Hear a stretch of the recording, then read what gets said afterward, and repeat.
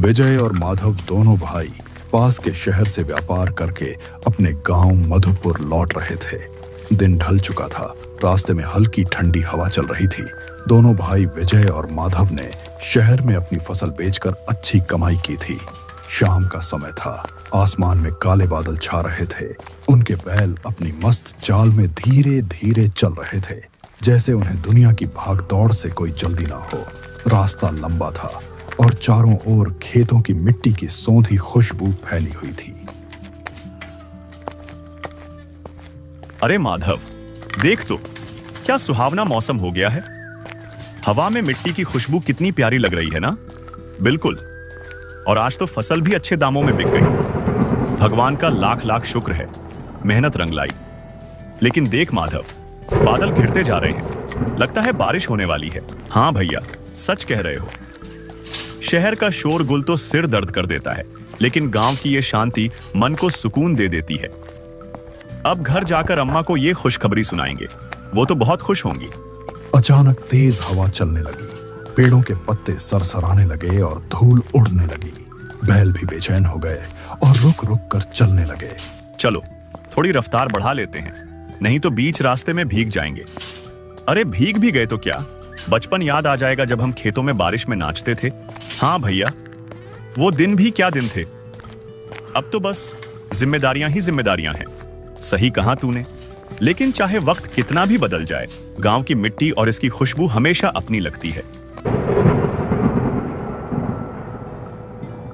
धीरे धीरे बारिश शुरू हुई और कुछ ही देर में तेज बूंदाबांदी होने लगी। दोनों भाई अपने सिर पर कपड़ा डालकर खामोशी से इधर उधर देखने लगे, कहीं शरण मिल जाए। लगता है ऊपर वाले ने आज खूब बरसने की ठान ली है। बैल बेचैन है, धीरे चलाना पड़ेगा। वो आगे कुछ रोशनी सी दिख रही है, शायद कोई घर या चौपाल हो। अगर वहीं तक पहुंच जाए तो रुक सकते हैं। हाँ, मुझे भी दिख रही है। चलो उसी ओर बढ़ते हैं, पर जरा संभल कर।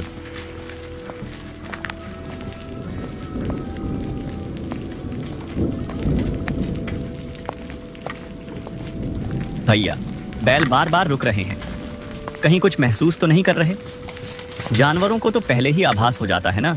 अरे माधव, तू भी ना। शायद बिजली की आवाज से घबरा गए होंगे। अब लौटने का भी तो रास्ता नहीं दिख रहा।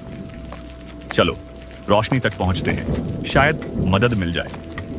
पता नहीं भैया, ये रास्ता कुछ जाना पहचाना नहीं लग रहा। उम्मीद है भैया, वरना ये इलाका डराने लगा है। डर मत, मैं हूं तेरे साथ। जो भी होगा साथ झेल लेंगे। रोशनी की दिशा में मुड़ती बैलगाड़ी की धूल अब पानी में बदल रही थी। मौसम की गूंगी सरगर्मी के बावजूद किसी अनजाने सुकून की हल्की सी अनुभूति मन में उजागर हो रही थी। वे बैलगाड़ी को रोशनी की ओर मोड़ते रहे। बारिश इतनी ज्यादा हो रही थी कि कच्चा रास्ता कीचड़ में बदल गया था और बैलों के पैर मिट्टी में धंसते जा रहे थे, जिस कारण बैल बड़ी मुश्किल से चल रहे थे। बहुत मशक्कत के बाद वे धीरे धीरे एक छोटे से गांव में पहुंचे।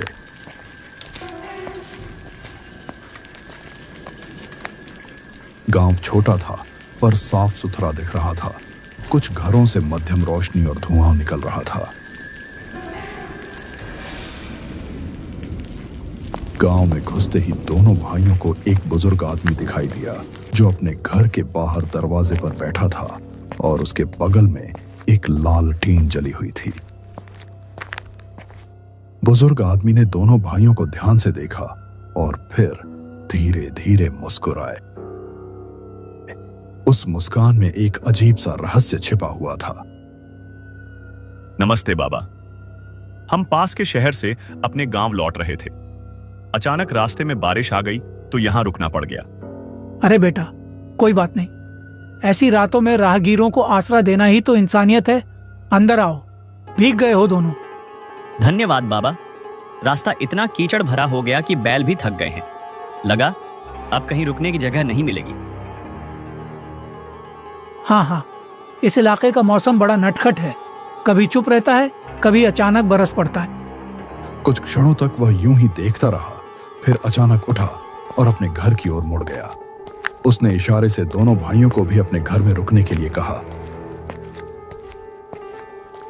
घर काफी पुराना था, मगर साफ सुथरा और व्यवस्थित। दीवारें मिट्टी की थीं और छत खपरेल की, जिन पर बारिश की बूंदें मध्यम लय में गिरकर एक विचित्र संगीत सा रच रही थीं। भीतर एक लालटेन जल रही थी, जिसकी मध्यम रोशनी पूरे घर में एक रहस्यमय माहौल बना रही थी। हवा में पुराने समय की सी नमी और मिट्टी की गंध तैर रही थी, जैसे यह घर अब भी अपने अतीत की यादों में सांस ले रहा हो। चलो आग के पास बैठ जाओ, बदन सुखा लो। आपका गांव बड़ा शांत है बाबा। बाहर से लगा जैसे यहां कोई रहता ही नहीं। रहता हूं बेटा, मैं और कुछ पुराने लोग, बाकी तो सब अपने अपने भाग्य के साथ चले गए। चले गए मतलब गांव छोड़ दिया उन्होंने? कुछ ने गांव छोड़ा, कुछ को गांव ने छोड़ दिया। पर तुम लोग थके लग रहे हो, पहले गर्म पानी ले लो। लेकिन आपने कहा कि गांव ने छोड़ दिया, आपका मतलब क्या है? कुछ बातें वक्त आने पर ही समझ में आती हैं। फिलहाल तुम आराम कर लो, रात अभी लंबी है।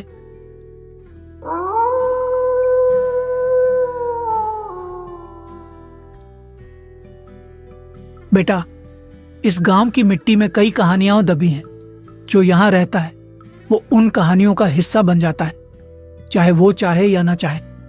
लोग कहते हैं कि ये गांव बरसों पहले उजड़ गया था, लेकिन कुछ आत्माएं अब भी यहां भटकती हैं।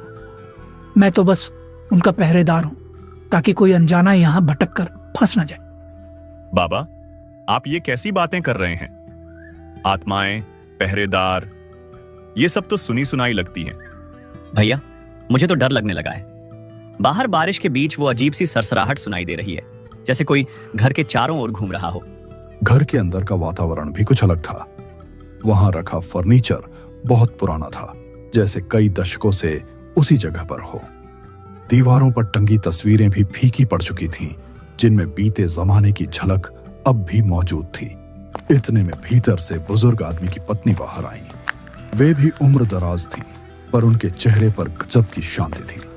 उन्होंने पुराने जमाने के कपड़े पहन रखे थे और उनकी धीमी चाल में एक अनकही गरिमा थी, जैसे वे किसी ऐसे दौर से आई हों जो अब बस यादों में रह गया है। देखो बेटा, ये मेरी धर्मपत्नी है सुलोचना। उम्र के इस पड़ाव में भी घरांगन को वैसे ही संभालती है जैसे पहले दिन संभालती थी। यह घर हमारे पुरखों की निशानी है। बिजली यहां आई तो थी, पर हमने उसे अपनाया नहीं। इन लालटेनों की रोशनी में हमें अब भी वही सुकून मिलता है जो मशीनों की चमक में नहीं मिलता। वक्त बदल गया, पर हम नहीं बदले। शायद इसलिए ये घर अब भी अपने अतीत की सांसें लेता है। बाबा, ये घर और इसकी खुशबू कुछ अलग सी है। लगता है जैसे समय यहां थम गया हो। हाँ भैया, और ये भी सोचने वाली बात है कि जब हर गांव में बिजली पहुंच चुकी है, तो ये गांव अब भी अंधेरे में क्यों डूबा है? उजाले से ज्यादा भरोसा हमें इस मध्यम रोशनी पर है बेटा, क्योंकि यह न तो आंखों को चकाचौंध करती है, न दिल को बेचैन। इस घर में जो भी ठहरता है उसे कुछ पल के लिए चैन मिल ही जाता है, चाहे वो कहीं से भी आया हो। बरसों से यहाँ कोई मेहमान नहीं आया था। अच्छा लगा कि आज फिर किसी ने इस चौखट को पार किया।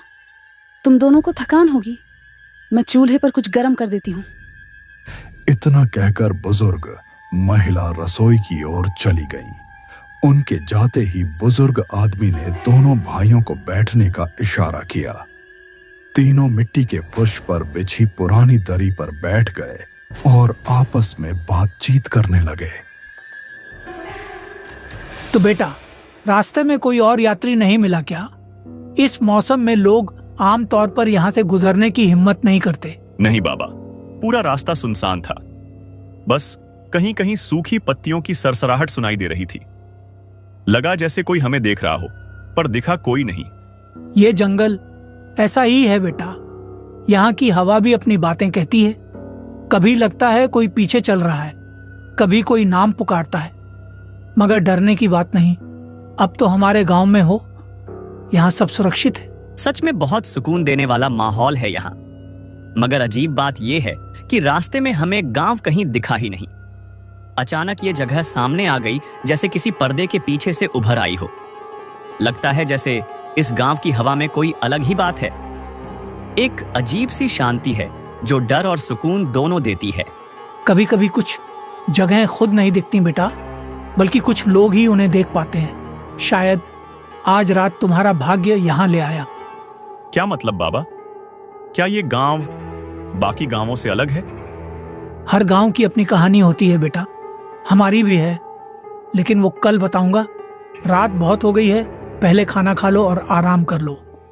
थकान उतर जाए फिर सब समझा दूंगा। बातचीत का सिलसिला कुछ देर चला ही था कि रसोई से बर्तनों की हल्की आवाजें आने लगी और थोड़ी देर बाद बुजुर्ग महिला खाना लेकर आ गईं। थालियों में रखा खाना देखने में साधारण था, पर उसमें एक अजीब सा स्वाद था, जैसे उसमें पुराने जमाने के मसाले हों या कुछ ऐसा जो अब के समय में इस्तेमाल नहीं होता। स्वाद मन को छू रहा था, पर साथ ही एक हल्की सी बेचैनी भी जगा रहा था। क्या लगता है, ये सच में साधारण खाना है? खाने में जो स्वाद है वह पुराने जमाने का है। इसे खाते हुए सिर्फ पेट नहीं, यादें भी तृप्त होती हैं। भोजन के बाद रात गहराने लगी। बाहर बारिश थम चुकी थी, पर खपरेल से टपकती बूंदों की लय अब भी सन्नाटे में गूंज रही थी। तभी बुजुर्ग आदमी उठा, एक पुरानी लालटेन हाथ में ली और बोला कि अब वे विश्राम कर लें। वह उन्हें लेकर घर के पीछे की ओर गया, जहां एक छोटा सा कमरा था, पुराना लेकिन साफ सुथरा। उसने मुस्कुराते हुए कहा कि आज की रात वे यहीं ठहर जाएं। बेटो, अब विश्राम का समय है। मैं तुम्हें एक कमरा दिखाता हूँ। आज रात यहीं रहो, सुरक्षित रहोगे। ठीक है बाबा, लेकिन ये कमरा इतना पुराना है, फिर भी साफ सुथरा दिख रहा है। कमरा छोटा है, पर अजीब सा सुकून है। कमरे में दोनों भाई आकर लेट गए। कमरा छोटा था, पर साफ सुथरा। हवा में एक अजीब सी खुशबू थी, जैसे धूप या अगरबत्ती की हल्की महक फैली हो। कमरा छोटा है, पर अजीब सा सुकून है। यहाँ की हवा में भी कुछ अलग महक है। हाँ भैया, और बाहर बारिश तो थम गई, पर खपरेल से टपकती बूंदों की आवाज कुछ अजीब लग रही है, जैसे कोई हमें देख रहा हो। हाँ, मुझे भी लग रहा है कि यहाँ समय जैसे थोड़ा धीमा है। हाँ भैया, जैसे धूप और अगरबत्ती की मिली जुली खुशबू फैली हो। कुछ अजीब सा पर शांत। हाँ, और ये महक कुछ पुराना याद दिला रही है, जैसे किसी ने इसे बरसों से यहां छोड़ा हो।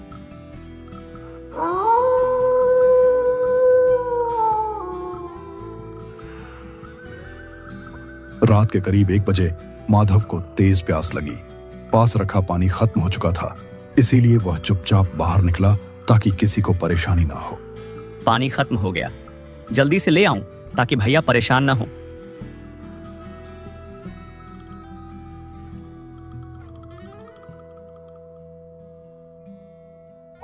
आंगन में पूर्णमासी की चांदनी फैली हुई थी और चारों ओर अंधेरा शांतिपूर्ण दिख रहा था। आंगन के बीचों बीच एक छोटा सा पुराना कुआं था, जिसके चारों ओर पत्थर लगे थे। जब माधव ने कुएं में झांका और पानी निकालने की कोशिश की, तो कुएं के अंदर से अजीब सुनी आवाजें आईं, पहले धीमी, फिर और साफ।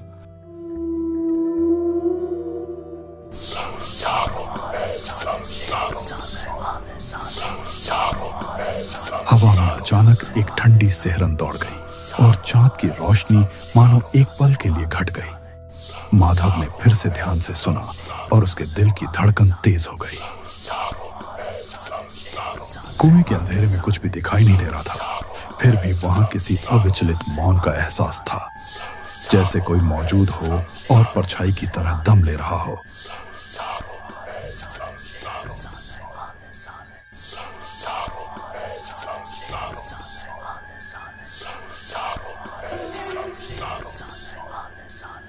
तभी बिल्कुल उसके ठीक पीछे से धीमे से कोई आवाज गूंजी।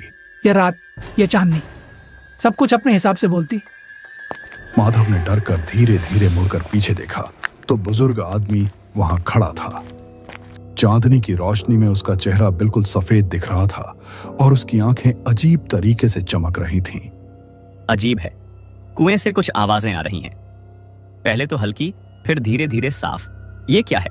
यहाँ जो दिखाई देता है वह हमेशा सच नहीं होता, लेकिन तुम डर मत, बस ध्यान से देखो और सुनो। माधव के रोम रोम में सिहरन दौड़ गई। बुजुर्ग आदमी की आंखों में एक रहस्यमय चमक थी और उसकी बातें सुनकर ऐसा लग रहा था जैसे वह कुछ और ही कह रहा हो।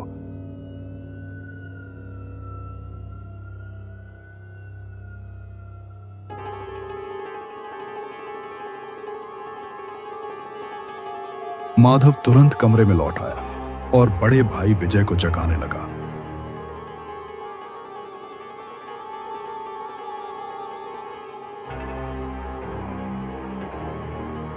भैया, कुछ अजीब लग रहा है। आवाजें कुएं से आ रही हैं। हवा बहुत ठंडी हो गई है। मैं जल्दी पानी लेकर लौटता हूं। कुएं में कुछ भी दिखाई नहीं दे रहा। फिर भी लगता है कोई मौजूद है, जैसे कोई परछाई में छिपा हो और मुझे देख रहा हो। उसने विस्तार से बताया कि कुएं से आती आवाजें, बुजुर्ग आदमी का अजीब व्यवहार और उसकी डरावनी बातें सब कुछ बेहद असामान्य और भयभीत करने वाली थीं। यह सुनकर विजय का भी मन कांप उठा। उन्होंने धीरे धीरे अपना सामान बांधा और सावधानी पूर्वक कमरे से बाहर निकल गए। वे बिना पांवों की आवाज किए धीरे धीरे अपने बैलों की ओर बढ़ने लगे।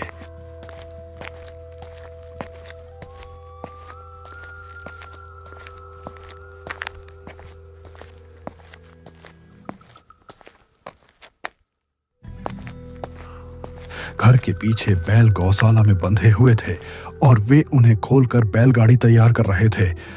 तभी अचानक बुजुर्ग आदमी वहां आ गया। बेटों, कहां जा रहे हो आप इस समय? बाबा, हम सुबह जल्दी गांव पहुंचने का सोच रहे थे। इतनी रात में? ये रास्ता अकेला सुरक्षित नहीं है। हम संभल कर जाएंगे बाबा। और देखते ही देखते गांव के सभी लोग भी वहां पहुंच गए। अजीब बात यह थी कि इतनी रात में गांव के सभी लोग कैसे जाग रहे थे। उनके चेहरे चांदनी में अजीब लग रहे थे, आंखें चमक रही थीं और उनके कपड़े बहुत पुराने और फटे हुए थे। तभी उनके बीच से एक आदमी बोला, अरे तुम लोग हमारे मेहमान हो, लेकिन अब तुम्हें हमेशा के लिए इसी गांव में रहना पड़ेगा। अब तुम हमारे साथ यहां रहोगे, भागने की कोशिश मत करना। हम तुम्हें बुला रहे हैं और अब कोई रास्ता नहीं बचा। उसकी आवाज में अजीब सी खुशी थी। उसकी बातें सुनकर विजय और माधव की सांसें फूल गईं। उन्हें समझ में आ गया कि इस जगह पर कुछ बहुत बड़ी गड़बड़ी है। तुम हमारे साथ रहो। अब तुम्हारा यहाँ से निकलना आसान नहीं। जो यहाँ आता है वह हमेशा के लिए इसी जगह का हिस्सा बन जाता है। हाँ, यह हमारा नियम है। जो भी यहाँ आता है वह हमेशा के लिए यहाँ रुकता है। अब तुम भी हमारी तरह बनोगे। दोनों भाइयों ने एक दूसरे को देखा और तुरंत वहां से दौड़कर भागने लगे।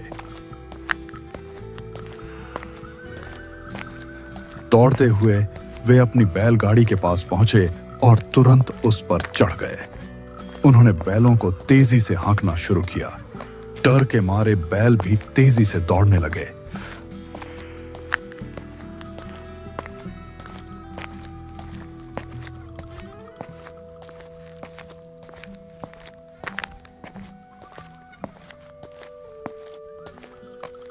माधव ने पीछे मुड़कर देखा तो उसकी आत्मा कांप उठी। वे लोग उनका पीछा कर रहे थे, लेकिन जमीन पर नहीं, वे हवा में तैर रहे थे। उनके पैर जमीन को छू भी नहीं रहे थे। बैल खतरनाक खतरे को भांपकर बिना रुके तेजी से दौड़ते रहे। पीछे से गांव वालों की अजीब सी आवाजें आ रही थीं, जो रोंगटे खड़े कर देने वाली थीं। वे पूरी रात भागते रहे।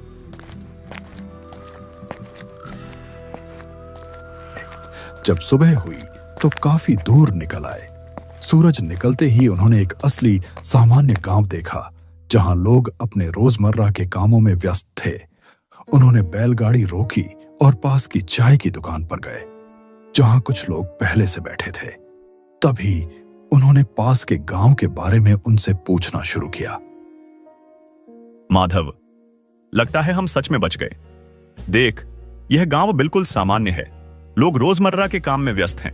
अगर थोड़ी देर भी हम अटकते तो पता नहीं क्या होता। शायद हम हमेशा के लिए वही उसी गांव में रह जाते और कभी भी अपने गांव नहीं लौट पाते। क्या आप दक्षिण दिशा में एक गांव के बारे में जानते हैं? कल रात हम वहां रुके थे। हमें वहां बड़े आदर से स्वागत मिला और खाना भी खिलाया गया। लेकिन सच बताऊं तो उनकी बातें बहुत ही अजीब लग रही थी। हमें अपनी जान बचाकर भागना पड़ा। वहां कुछ लोग हमारे पीछे दौड़ रहे थे। हम अब समझना चाहते हैं कि उस गांव का क्या रहस्य है। क्या आप हमें इसके बारे में बता सकते हैं? उनकी बातें सुनकर गांव के ही एक बुजुर्ग ने ध्यान से उनकी ओर देखा और आश्चर्य व्यक्त करते हुए उनसे पूछा। हाँ बेटा, मैं जानता हूं उस गांव के बारे में। सच कहूं तो वह गांव श्रापित है। पहले भी वहां कई लोग गए लेकिन वापस नहीं लौटे। सारे लोग रहस्यमय ढंग से गायब हो गए और मर चुके हैं। वह गांव अब हमेशा के लिए सुनसान है। जो भी अजनबी वहां रुकने के लिए बाध्य होता है वह कभी वापस नहीं आता। रात्रि में वहां रुकने वाला व्यक्ति हमेशा के लिए उस गांव में फंस जाता है और गायब हो जाता है। इसलिए तुम दोनों भागकर सुरक्षित रह गए। यह सच में एक बड़ा चमत्कार है कि तुम बच पाए। गांव वाले की बातें सुनकर विजय और माधव एक दूसरे की ओर आश्चर्य से देखने लगे और उनकी सांसें तेज हो गईं। अब दोनों भाइयों को पूरी तरह समझ में आ गया कि कल रात उनके साथ वास्तव में क्या हुआ था और उन्हें एहसास हुआ कि वे मौत के मुंह से बचकर निकल आए हैं। देख रहे हो माधव, अब सब कुछ समझ में आ गया। चलो चाय पी लेते हैं और जल्दी यहां से निकलते हैं। दोनों भाई डर से कांपते हुए थोड़ी देर वहीं चाय की टपरी पर बैठे, चाय पी और तुरंत वहां से निकल पड़े। पूरे रास्ते भर वे इस बात पर सोचते रहे कि कैसे वे उस भयानक मौत के जाल से निकलने में कामयाब हुए। अपने गांव पहुंचकर उन्होंने रात की यह घटना पूरे गांव वालों को सुनाई। गांव के लोगों ने उन्हें बताया कि यह गांव श्रापित है और पहले भी कई बार लोग यहां जाकर रहस्यमय ढंग से गायब हो चुके हैं।